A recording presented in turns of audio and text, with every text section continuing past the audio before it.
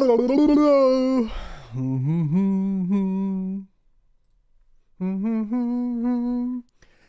hey, hey, goodbye, or hello. Good morning, and welcome everybody to the Crypto Mining Morning Show every Monday through Friday, 9:45 a.m. Central to 10:45 a.m. Central. And yes, you want to be in the Central if you're mining Bitcoin because you're most likely, hopefully, in Texas at least.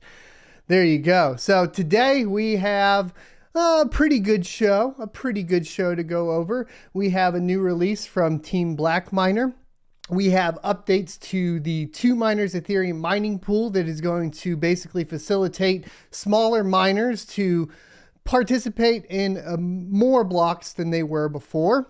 We have a congressman basically proposing to ban cryptocurrencies. That's going to be a big one, of course. We have Meta joining Jack Dorsey's block, which is so we'll get into that one too. And then, of course, we'll talk about mining profits. If you've been on Flex Pool, today's looking real good. Even though I have 2 rigs down this morning, apparently. One was showing in Hive OS working. However, for whatever reason, I just bounced it. Hopefully it'll reconnect to the pool. Hopefully we didn't get some sort of malware in there that's repointing that hash rate to somebody else's wallet. We'll have to get in there and check it out. If it does, of course, we'll update you guys. And then we will be talking about ASIC mining at the end after the GPU mining section. But before we get into it, as always, here's a word from the channel partner. Today's video is brought to you in partnership with GamerSupps. GamerSupps provides a healthy alternative to sugary energy drinks with delicious flavors like Misfits Melon or my favorite Blue Raz. I use the GamerSupps as an alternative to support my active lifestyle outside of content creation. Caffeine-free options are great for late-night gaming after the kids have gone to bed. And my favorite part about GamerSupps is that they accept cryptocurrency. And for a limited time, when you purchase a tub with cryptocurrency, you will receive a Bitcoin shaker. Follow the affiliate link in the description. And don't forget to use code SOAT at checkout. This is the last day of the month, and for the month of January, we only pulled in $71 through the partnership with GamerSupps. So if you want to support the channel, last day of the month, if you could put in your orders right now, I'd appreciate it much because I enjoy having non-crypto related sponsors over crypto related sponsors just to basically stay as objective as possible. I do my best to do that and maintain that. And that could be super helpful for the channel. Alrighty, so let's hop into the first topic of the day. We have a release from Team Black Miner. This is version 1.47. They never fail to disappoint with the amount of releases that they have. This was released 2 days ago over the weekend. They fixed the DAG verification copy on mixed card rigs, AMD and NVIDIA. So we talked about basically on, I guess, primarily NVIDIA GPUs, light hash rate, where this comes into play most of the time. They are able to essentially copy over a failed DAG creation onto a failed DAG creation GPU from a successful one, which in theory allows you to have higher overclocks on, at least in my experience, light hash rate GPUs. They're just working on getting that nailed down. They fixed AMD timeouts in Linux on high intensity. And they removed no GPU devices available on platform error messages on startup. So go ahead and check that out if you're interested. And we will we'll have to see, how this all shakes out. I haven't had a ton of success with it when I was trying it in Hive OS. It's probably part of the reason why I have a couple rigs offline, to be fair. I was trying to test this out and it's not as reliable as I was hoping it was going to be. So with that out of the way, of course, let's go ahead and talk about mining pools. This is an interesting one and we'll kind of get into it. Hopefully you guys will understand the concept, but what 2miners has done here is essentially make it to where lower, I guess, smaller hash rate farms, primarily like in-home farms or just like in single rigs, maybe at home, or just a single GPU in your gaming rig and you're mining along on 2miners. And the way mining works or functions, just to give you guys an idea when you're mining to a pool, is basically you go out and you request the information from the pool. It gives you some work. You do that work, and in exchange you get shares. Those shares, when a block is found, will then be calculated against all the rest of the remaining shares, and then you will get a percentage of whatever that block reward is. So what ends up happening on, of course, smaller GPUs is that there's a chance on really quick blocks, etc., that essentially the block won't actually pay you out anything because you didn't gather enough shares during that round. And so what 2miners has done here, and we'll get into it, is essentially increase the amount of shares that are available total. So this just came out a couple minutes ago actually, but I think it's worth noting. They increased the number of PPLNS shares from 300,000 to 1 million for the Ethereum PPLNS pool. This will not change your daily reward anyhow. This should just help small miners with low hash rate, for example, a single video card, to participate in a larger amount of blocks. So essentially, because there's more shares, if you think about it like this way, because there's not fractions of shares or anything like that, because there's more shares, you're not going to necessarily like increase the amount of ETH that you're mining, but it will give you more of a potential to actually obtaining shares during a round, which means you'll actually get a reward for the block as opposed to previously where you wouldn't. Now for larger miners, there is potential here of a little bit of a decrease in profit, probably not much noticeable, but it is possible, just because essentially what's going to happen is there will be some shares that are actually given out to the smaller miners. So depending on where your farm sits, whether you're super small or super large, you may want to take this into account in the changes at 2miners. From the decentralization perspective of things, I think this is awesome. Obviously, like preferably everybody has a GPU and everybody mines and everybody gets some sort of profit. That is ideally what you want in a decentralized network. And I think that this, coming from 2miners, is a great change. It's just really going to be dependent on your farm size and that sort of thing, on whether or not you want to participate at 2miners or look somewhere else. Remember, King is going to be reducing stale shares, which is directly related to latency. So if you're looking pure profit wise, make sure you're testing the pools and that you have a good connection there. So that is pretty much where we're at as far as that goes. Let's go ahead and get into the big topic for today. I'm going to throw these headphones on so we can listen, and we are going to get you guys up to date. This is coming from Senator Sherman. I believe Congressman Sherman, excuse me. I believe he's the congressman for San Francisco, ironically enough. And let's go ahead and hear what he has to say about Bitcoin and cryptocurrencies in general. All right, let's go ahead and get into this. So here's the video. I actually got it in my timeline from Baxed Carbon, but here we go. Join with me in introducing. I look for colleagues to join with me in introducing a bill to outlaw cryptocurrency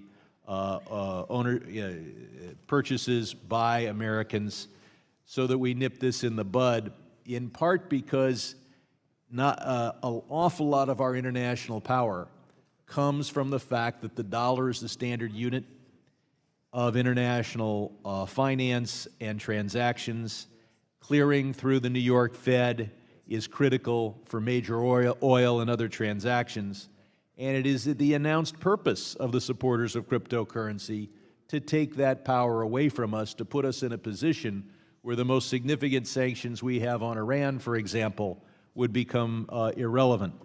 So whether it is to disempower our foreign policy, our tax collection enforcement, or our traditional law enforcement, the purposes of cryptocurrency, the advantage it has over sovereign currency, is solely to aid in the disempowerment of the United States and the rule of law.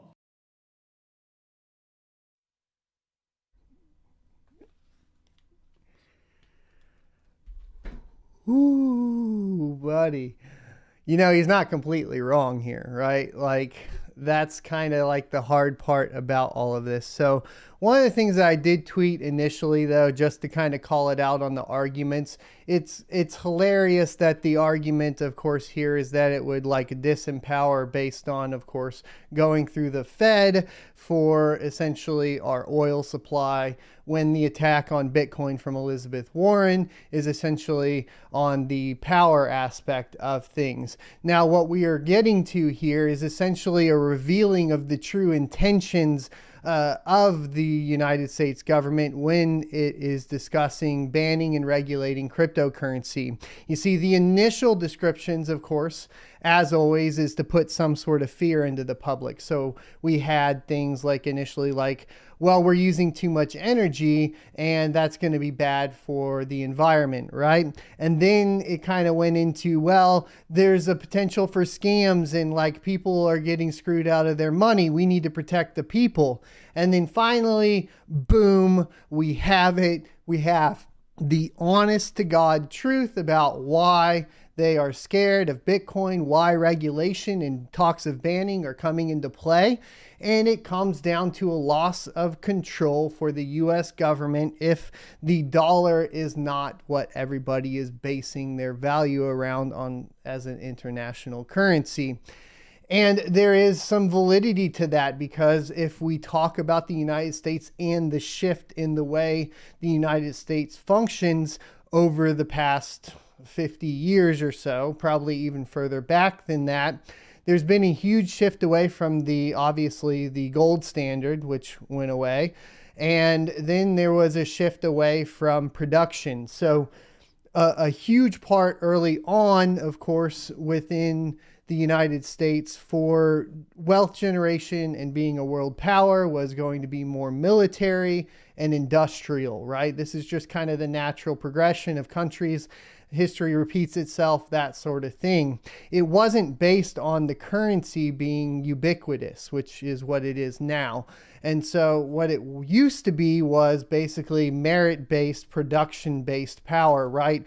Build up a larger military, have more export, build up manufacturing, that sort of thing. If all of those things were still in place, then the currency that is utilized to basically run the economy could be Bitcoin just as well. It wouldn't really matter, because essentially the US government would function off of the cryptocurrency. All of the manufacturers, etc., would function off of the cryptocurrency, and it would be a portion of the amount of cryptocurrency you had based on the amount of services you are basically providing to the rest of the world internationally. What the US basically as a whole now provides to the whole world is a basis currency, or a base currency for everybody to compete around, right? Essentially, they exchange for US dollar. It's all about what the value is compared to the US dollar. So the currency in and of itself is what gives the United States a majority, a bulk of their power, because it's ubiquitous.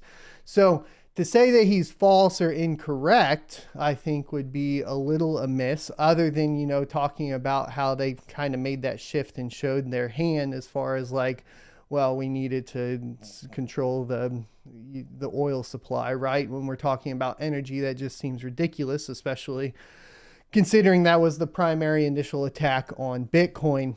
And this is, like I said, essentially them showing their hand. Who agrees, who doesn't agree, that sort of thing within the government. We're gonna find out. Now let's go a little bit positive here, though, on cryptocurrency in general. This is actually good news, and the US could benefit from this economically as a whole. The initial appeal, of course, for being a US citizen, for actually migrating to the US, is a merit-based economy where you can work hard and you're rewarded for your hard work, and you can achieve the American dream. Now, some would argue that American dream is faltering as money filters to the top. This is a money problem, right? So the argument for Bitcoin in a lot of aspects, it has been, fix the money, fix the world. If we could fix that, then it would basically go back to that.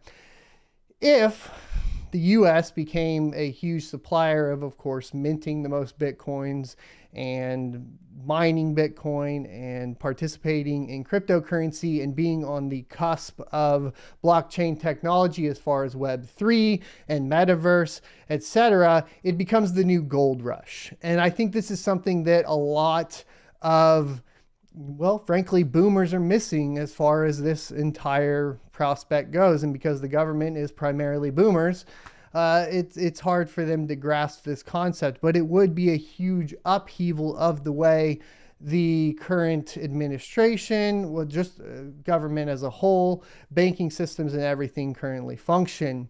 But it could be a gold rush, like I said, or the next gold rush for the United States, for the Americas, for any countries that decide to participate within cryptocurrency. It would be very hard to go ahead and pass anything that would ban it at this point because of the vested interests of large corporations. And I definitely think that that is a huge factor when we are discussing cryptocurrency, especially as it pertains to the United States, because if we're talking about the United States and how much they're dependent on large corporations and big business, then it definitely is a factor. And seeing that most of the money that flows into the government is through forms of donations, essentially, and these donations essentially come from big business and all of that, they have a huge influence over it, especially when you start seeing the participation of large companies into the cryptocurrency space in general. Case in point is going to be Meta and Jack Dorsey's block. So segue into this article from CoinDesk. Meta joins Block's crypto open patent alliance as Diem reportedly winds down. Meta, the company formerly known as Facebook, is joining the Crypto Open Patent Alliance, COPA, a consortium of tech and crypto companies led by Jack Dorsey's payment company Block, the company formerly known as Square. Meta will join over 24 other companies who, by joining COPA, have pledged not to enforce their core cryptocurrency patents, broadly defined by Max Sills, the general manager of COPA, as any technology that enables the creation, mining, storage, transmission, settlement, integrity, or security of cryptocurrencies. The move comes as Meta winds down its Diem project, reportedly selling the project's intellectual property to Silvergate Bank for $200 million to pay back investors. By creating an alliance and requiring member companies to share their patents with COPA's collective patent library, COPA's goal is to encourage blockchain-related innovation by reducing the likelihood of patent litigation and, according to Dorsey, quote, help the crypto community defend against patent aggressors and trolls.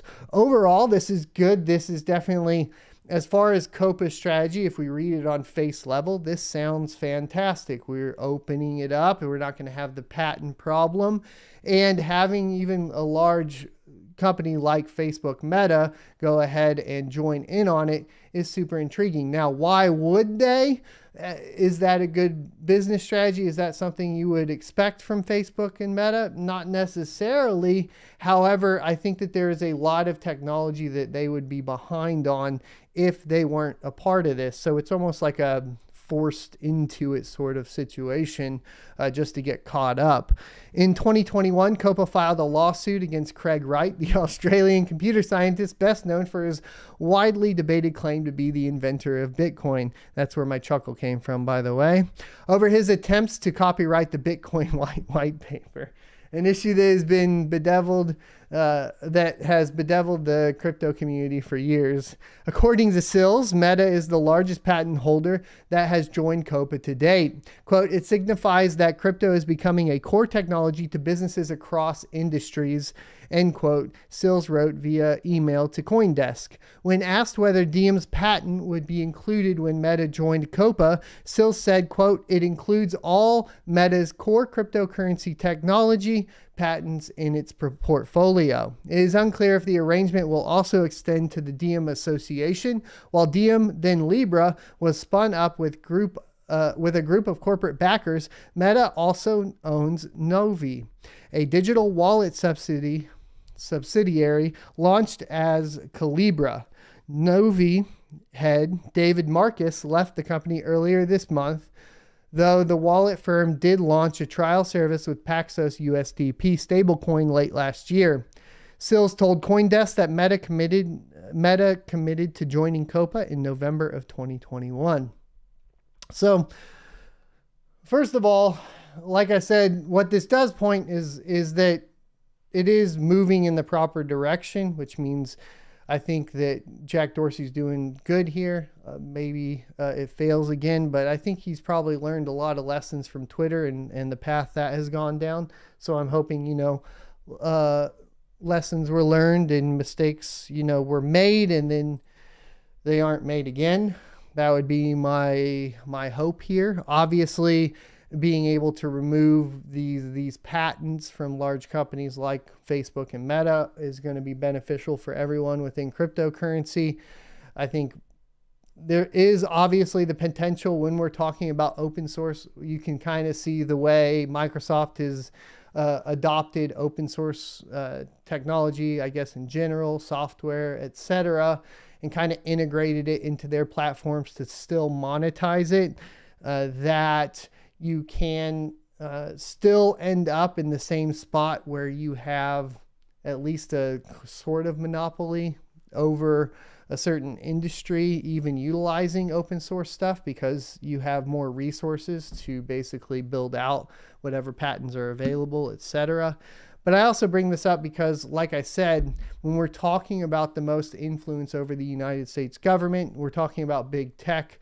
With big tech going so heavy into cryptocurrency, into the metaverse, into NFTs, etc., I would be, basically doubtful that there would be any wide scale ban. That being said, if you're in the San Francisco area and you are pro crypto and you want cryptocurrency to succeed, then of course you need to go place your votes, get this guy out of there and move on.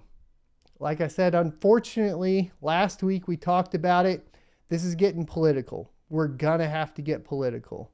I didn't go look and see if he's Democrat or Republican. I don't care. I understand his policy and where he stands as far as cryptocurrency goes. And that will be my direction for voting. I don't care about the rest at this point, because fix the money, fix the world, okay? That's what we're looking at. We want everybody to succeed. Genuinely, that's what I want. I don't run the cryptocurrency YouTube channel to hide things and try to basically just boost my own wallet or anything like that. I genuinely want everyone to succeed.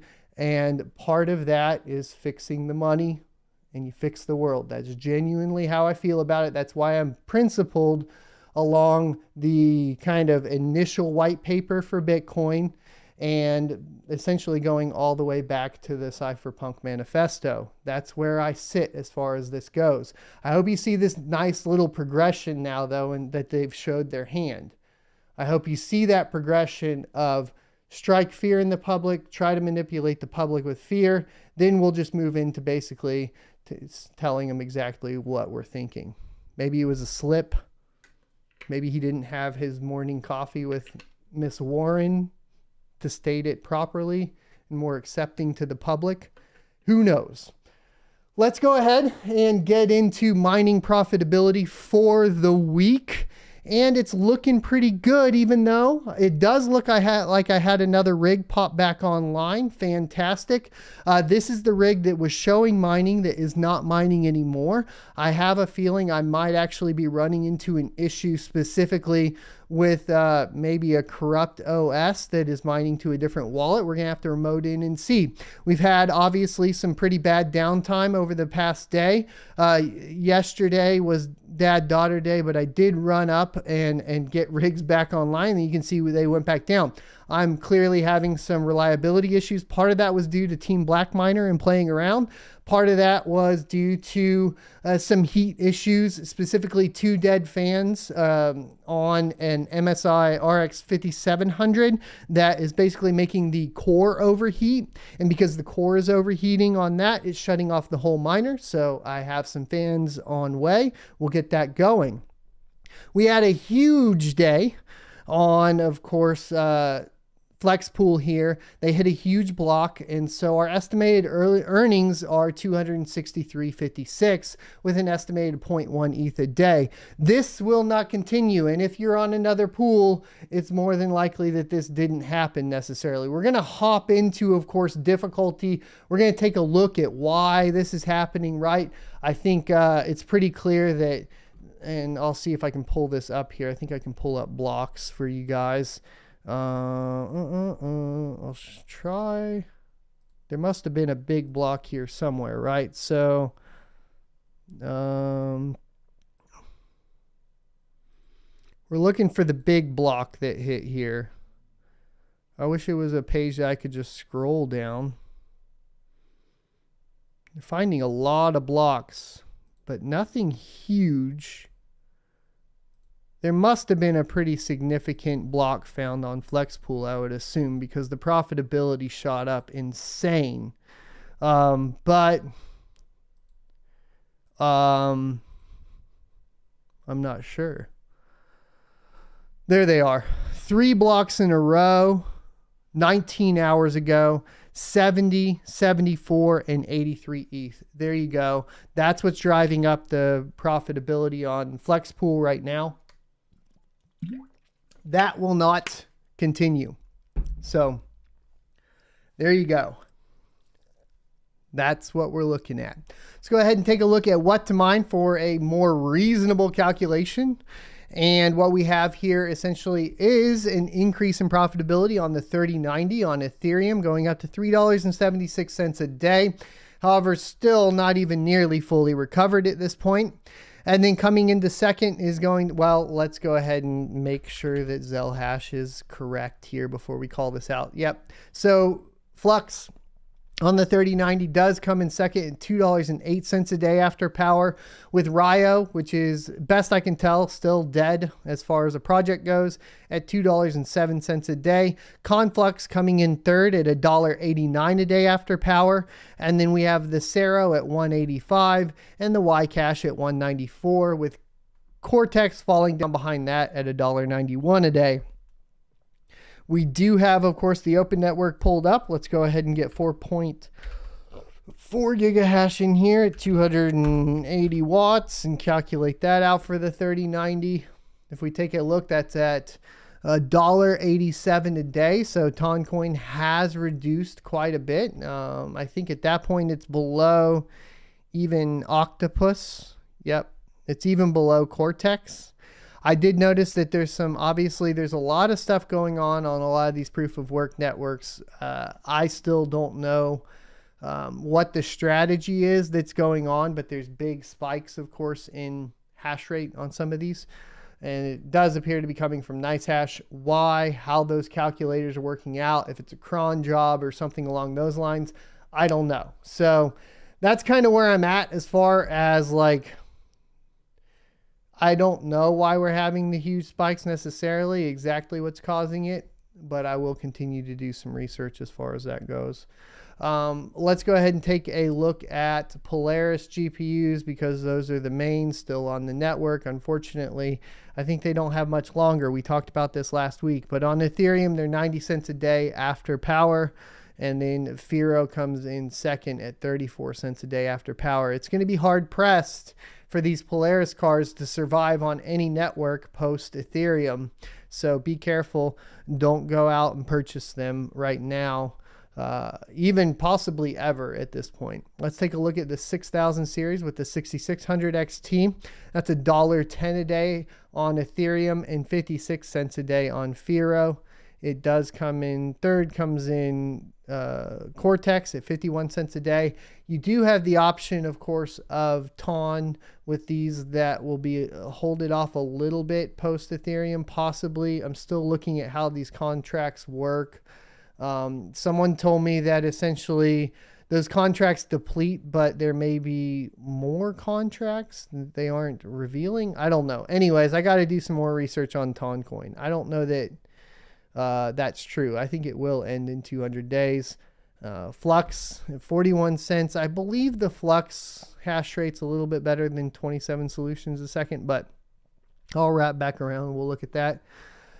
Because my 6000 series were doing decent on Flux, at least better than the Polaris, but it's going to be hard pressed to even do 6000 series. You may want to start considering only buying NVIDIA GPUs. I'm just being honest. That's how I kind of feel about it. Let's take a look at mining pool profits for the past 90 days. We have Crazy Pool in first, with Mining Pool Hub in second, and Flex Pool in third. For the last 60 days, Crazy Pool in first, Flex Pool in second, and Mining Pool Hub in third. Last 30 days, Crazy Pool in first, Flex Pool in second, and Mining Pool Hub in third. Last 21 days, Crazy Pool in first, Flex Pool in second, and 2miners in third. Last 14 days, Crazy Pool in first, Flex Pool in second, and Ethermine in third. Last 7 days, we have Crazy Pool in first, Flex Pool in second, and Ethermine in third. Last 3 days, we have Flex Pool in first, Mining Pool Hub in second, and Ethermine in third. And then for the last day, we have ZET in first. They must have found a really big block. Flex Pool in second, Mining Pool Hub in third. So last 3 days, that's like we showed you, there were those pretty big blocks that Flex Pool found. And then everything else has been Crazy Pool. So there you go. Let's go ahead and take a look at that Ethereum difficulty chart. It looks like we are up a little bit. It's at 990 terahash a second. And then the difficulties at 12.4. Pretty much sitting around, no big changes as far as that goes. We'll check out Ravencoin, still see if it's recovering. It looks like it's settled into what it wants to be. We're at 4.83 terahash a second. I think it was at like 4.5 for a little bit. And then the difficulties kind of settled in right at that 66.97K. Let's go ahead and look at Ergo. And hopefully we get an interview this week with Ergo. It's been hard to get that scheduled in, but we're trying.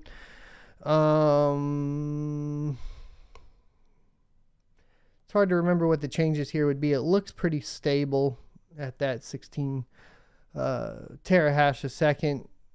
And then the difficulty seems pretty stable as well. Let's take a look at Flux to wrap things up.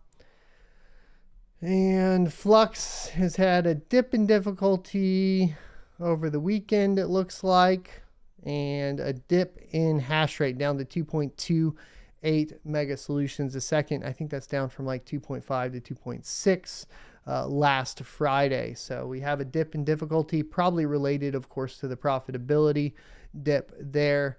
Let's look at ASIC Miners for the week. We have the Gold Shell KD6 still in first place. It's up $25 a day. Over last week, we have the KD5 coming in second, $84 a day. Antminer L7 coming in third at $71.43. And that is actually on Verge, which is kind of hilarious. Verge is just to give you guys some clarification, I wouldn't trust this with the script miner, but Verge was essentially a previous super cycle coin that a lot of people got into. They were super kind of rabid. I would compare their community to probably like what maybe a Safe Moon or a Dogecoin is, or a Hex. Very rabid, very early on. Kind of curious why the pump's coming now, and it's going to be something to look into because I do have some L3 pluses, so I'll keep an eye out and see what we find. I have a feeling it's dead. I have a feeling it's a dead coin still, but I could be wrong. So something probably is wrong with the pulling it. KD2 coming in after that, and Antminer D7 after that. And then if we want to look at the ASICs, for Bitcoin specifically, we have the Antminer S19 Pro at $15.41 a day. That profitability is still suffering pretty darn bad from what it used to be, right? Just last quarter, where we were seeing $40 a day on an Antminer S19 Pro. If we take a look at ASIC Miners, at least on BT Miners, who's a sponsor of the channel, they haven't come down much. So at this point,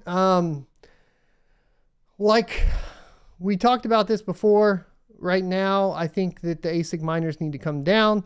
Part of the problem is of course, we don't know what these third-party sellers are paying for them. They might be locked into these prices because they literally can't sell them for any cheaper, or they would be at too much of a loss. And that really is kind of the crux of the issue until this old stock is gone, right? And then you'll have new old stock. And it'll depend on what happens to the market, right?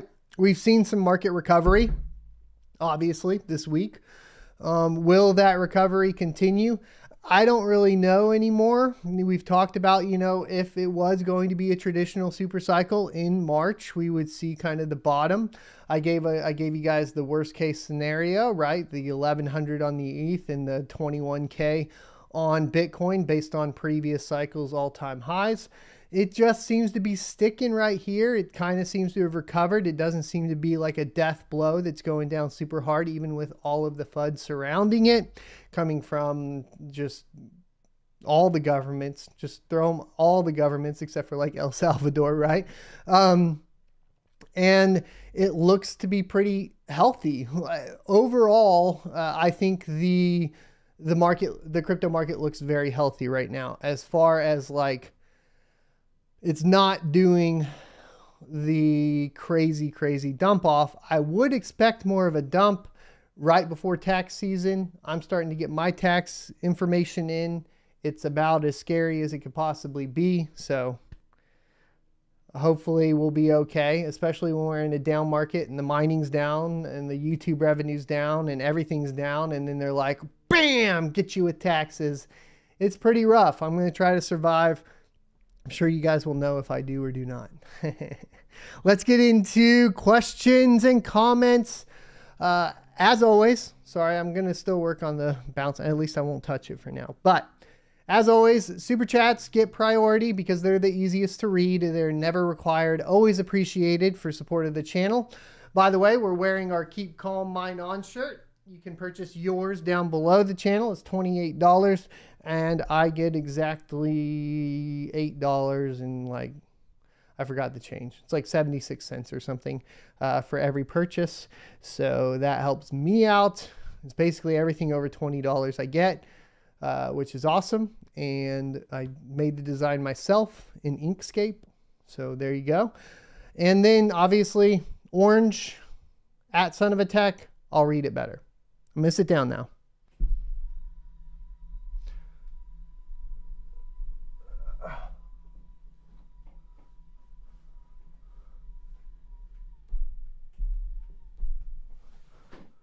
Oh,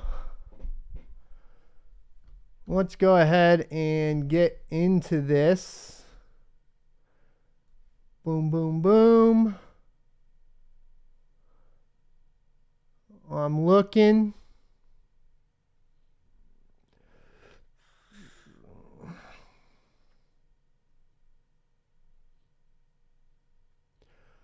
Paul says, that Son of a Tech, won't someone think of the children? I don't know what it was in relation to. I don't know, man. I'll scroll further down here. Skadoosh says, that Son of a Tech, are they actually banning it? No, I don't think that. Like I said, basically, we played the video from the horse's mouth. What part of what I'm going to do is when there are people that are opposed to cryptocurrency in our government, I'm going to let you guys know. I don't live in San Francisco, but if you live in San Francisco and you're pro crypto, vote that guy out of there. That's it. That's it. All right. That's how I feel about it. So I'm not going to go like super heavy into like left versus right and all of that. I'm not going to go through all that, but if it's like clearly like I'm going to call out the politicians that are anti-crypto, because we need to basically get rid of them at this point. If that's what you want, right? Andreas 11G says, at Son of a Tech, we had some big blocks yesterday because of NFTs on Sunday evening. It was great. Paul says, at Son of a Tech, I believe they were just trying to fair launch the Tong coins by making them mineable, and once the contracts are depleted, they're gone. Correct. What I don't know is if there's more than the contracts that are on the main website. Amigos PC says, AssignmentTech, all 2021 NVIDIA hate with LHR is it's now coming to light that they still might be the go-to for mining crypto come the merge. It is. And here's the deal. They also have that partnership with Flux. Flux looks like it's going to be able to handle the most as far as hash rate. We could have arguments for Ravencoin, but keep in mind, developers from Ravencoin are now working on Flux. You could talk about Ergo, but Ergo has quite a bit of ways to go on actual volume, right? And just actual use. So there's not like a lot going on there. There's not a lot of incentive for users. I think it's just because it's a young coin. I think it's too young to really handle a lot of the hash power to move over to it, but I do like Ergo still, don't get me wrong. And I think that they have done the most from a development standpoint in the shortest amount of time, right? I think there's a lot going on that network. Just there's not a ton of people. There's not a lot of transactions going on there. And we all obviously have, that's apparent with EIP 27 from them to basically incentivize the miners to mine for longer than the 6 years or whatever that were initially anticipated. And part of that comes from the model that shows that there wouldn't be enough transactions to incentivize miners based on just fees alone. So what that means is that there's low use on the network.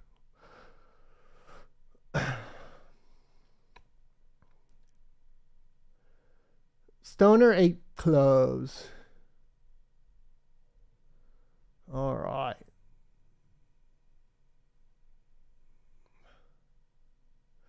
Bumble asked, what are your best guesses to mine after ETH moves to proof of stake? I think we just answered that for you.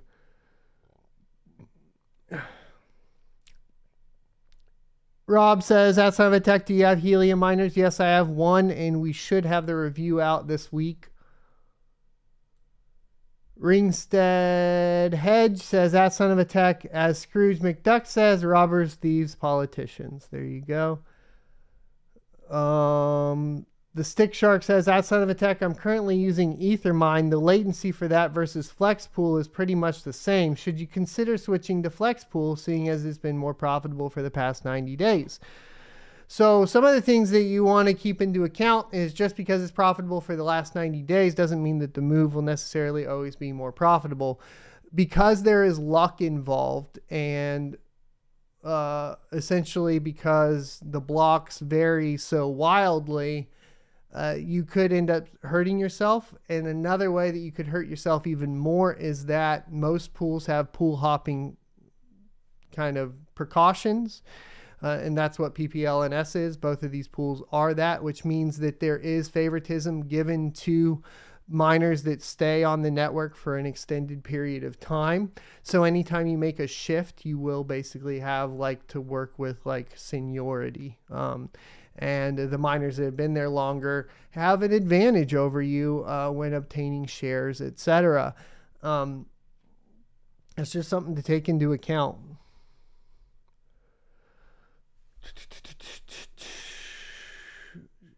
Shottery Awias, I don't know if I pronounced any of that correct.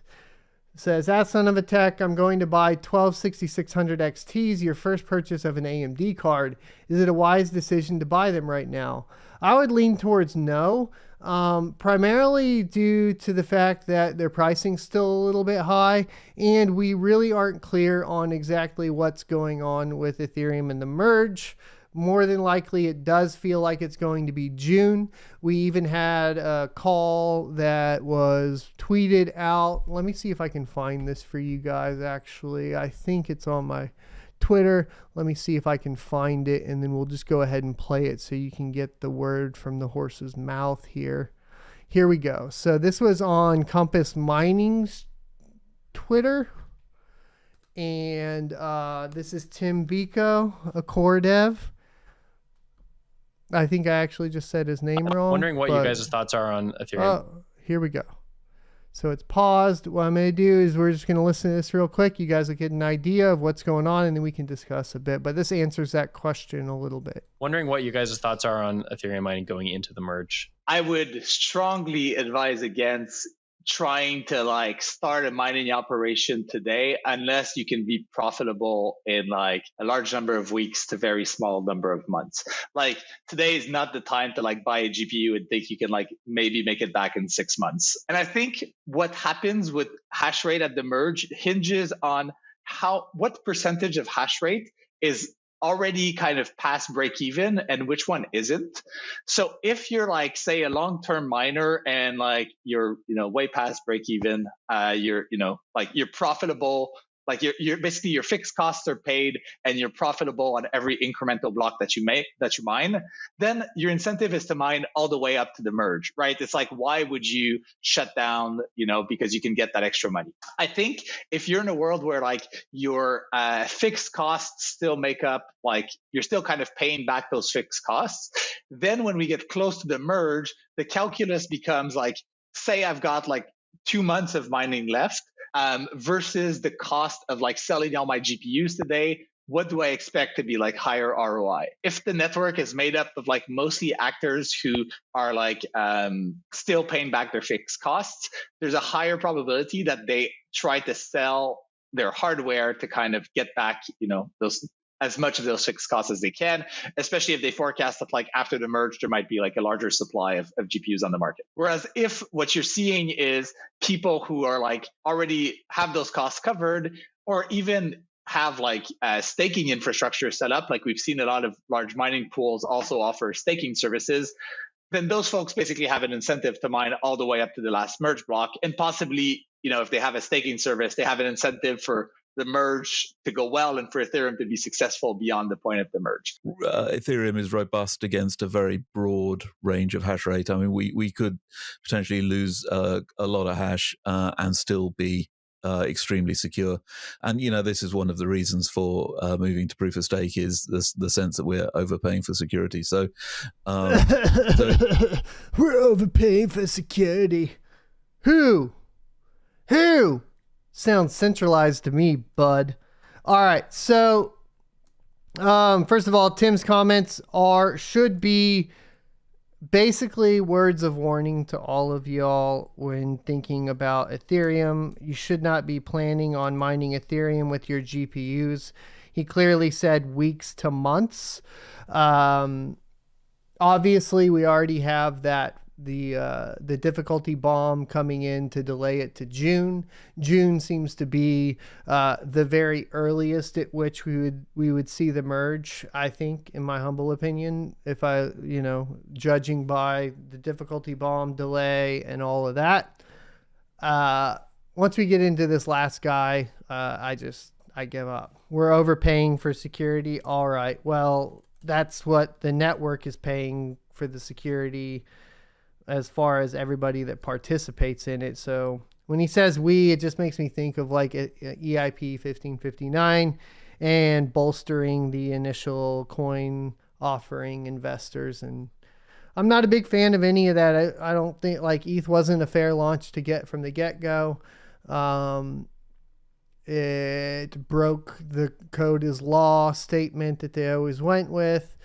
It's constantly renegotiated the consensus mechanism as it sits, and they're about to do it again in the largest way arguably possible.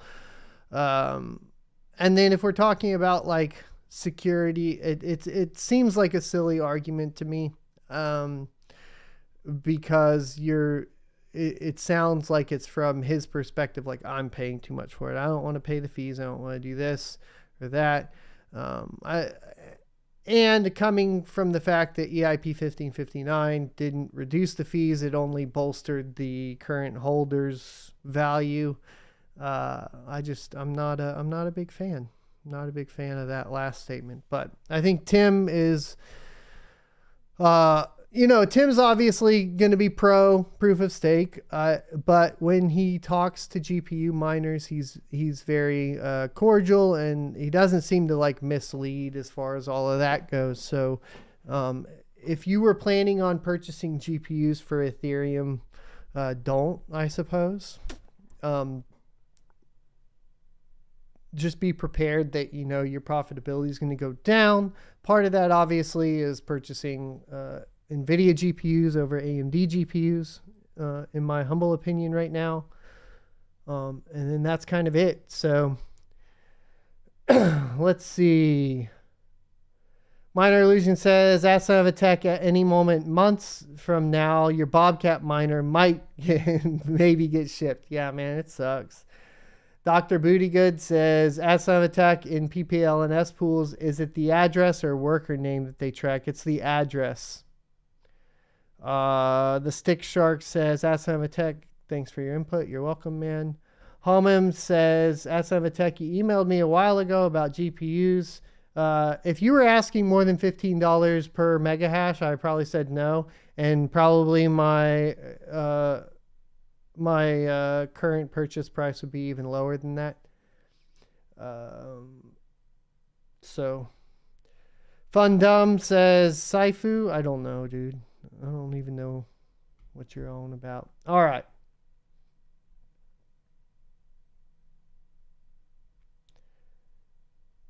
Let's see. Do we have any more questions? We have about 8 minutes left for the stream today.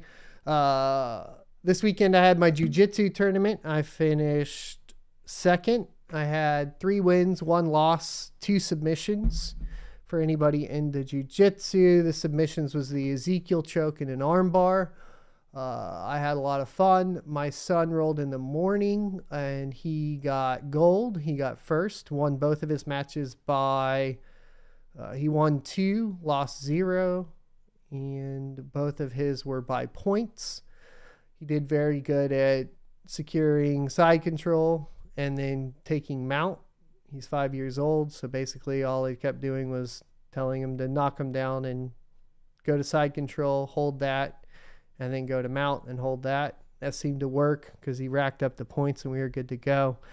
I'll be going to jiu-jitsu today. And then my coach won the IBJJF, won his class in the IBJJF Open yesterday in black belt. So all around, pretty good week for the gym as far as that goes. So pretty happy there. And then as far as, no, I won't be joining 10th Planet. They're no gi only. I'm currently focused on practicing gi. And part of that is I know a lot of people like to do gi and no gi. I'm more of the opinion, especially the older I get, that you focus on one thing and get that down and then you can move over. So I may not even start training. Like I've done no gi a couple times, right? But I probably won't even start seriously training no gi for like 10 years. When I'm 45, come back and check and I'll probably be starting no gi.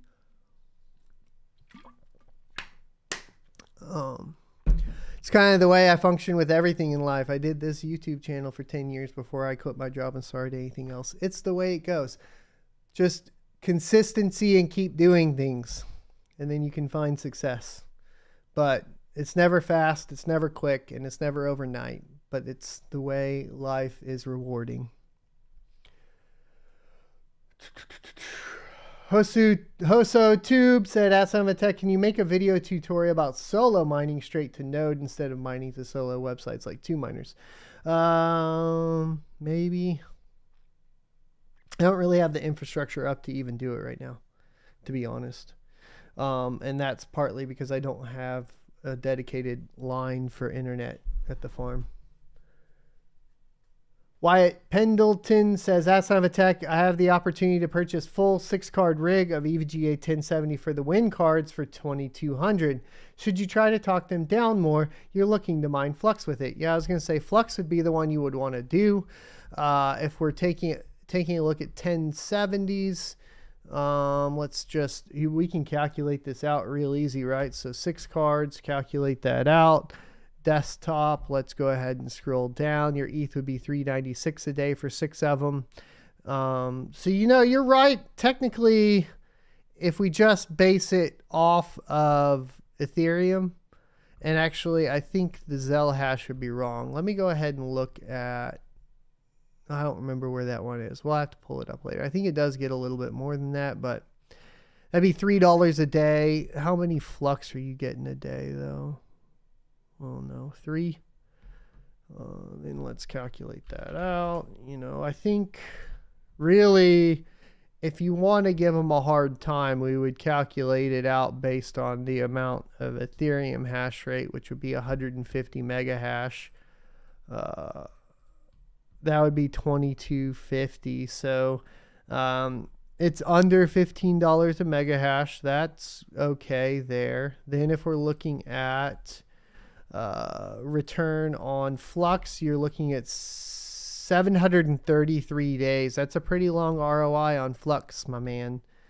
If you're looking at the, what is it, Ethereum, you're looking at 555 days, so you definitely can't bet on that. You know, your hash rates are going up pretty high.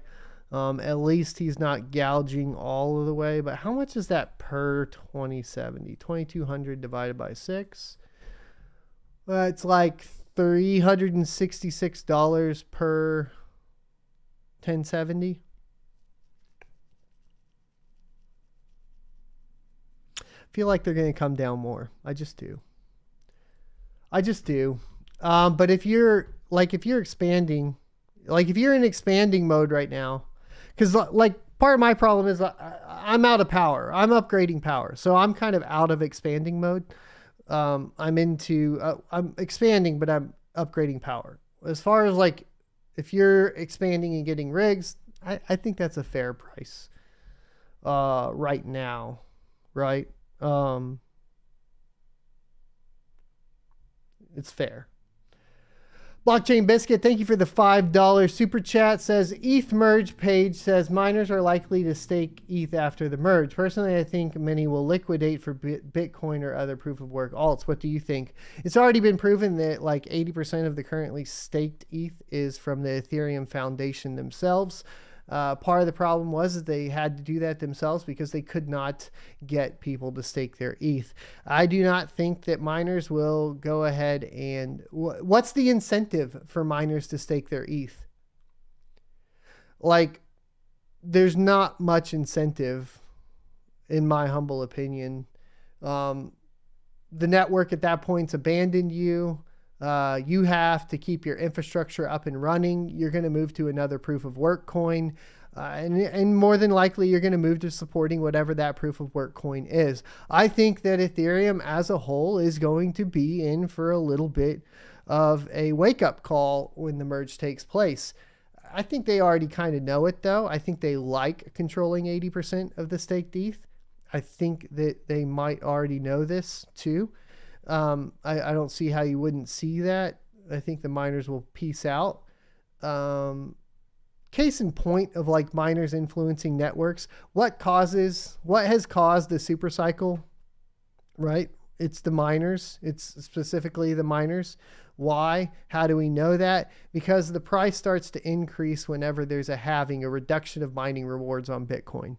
Which means that basically, if we want to like look at it completely objectively, we can say that miners directly influence the price of cryptocurrency as a whole and on an individual level.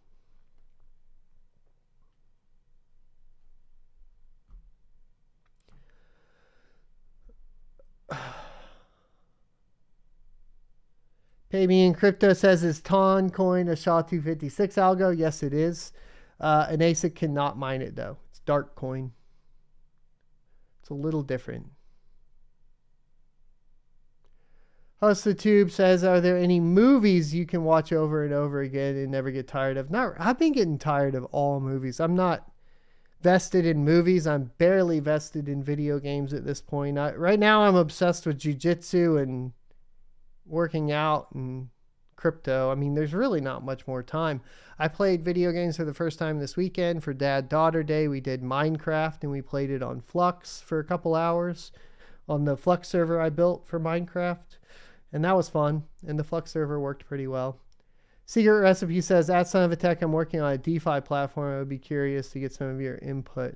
You can hit me up. I'll try to answer it. Sometimes my emails are a little crazy, so there you go.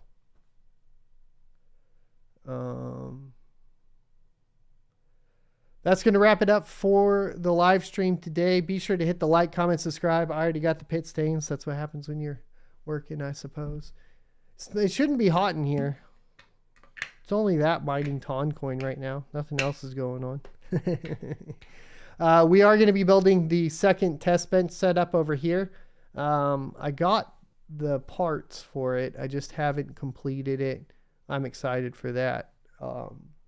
They're over here. We're doing a Z590, the 11900K in it. We have a 1000-watt power supply and then a pink and white workbench. So we have the black and blue, and then we'll have a pink and white over here. I figure it'd be kind of cool. The kids play over there. I spent a lot of the weekend setting up like Microsoft Kids accounts. Why in the bloody heck is Game Pass not like, there should be a family Game Pass pack. There just should.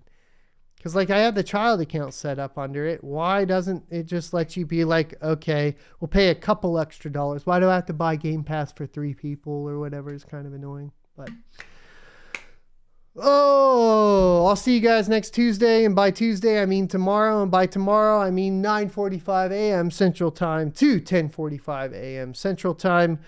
Be sure to hit the like, comment, subscribe, and the notification bell. Hopefully, YouTube will start notifying you. Right now, there's a huge dump of subscribers that is going on. YouTube is currently purging subscribers, so check your subscription. Make sure that that is still active. What I've noticed is that we seem to be going back up in subscribers enough that the ones that are dropping off aren't really affecting the overall count. However, we'd like to get back up there and get there, go back neck and neck with Red Panda. So we can do like the 250K subscriber stream with him. Because we did that, I think, back on like 70K or 80K. But we're too far behind him now. So you guys got to help me out. But you definitely also like love Red Panda. Go check his channel out. Go get bits over 100K subs. Come on, guys. I'll see you next Tuesday.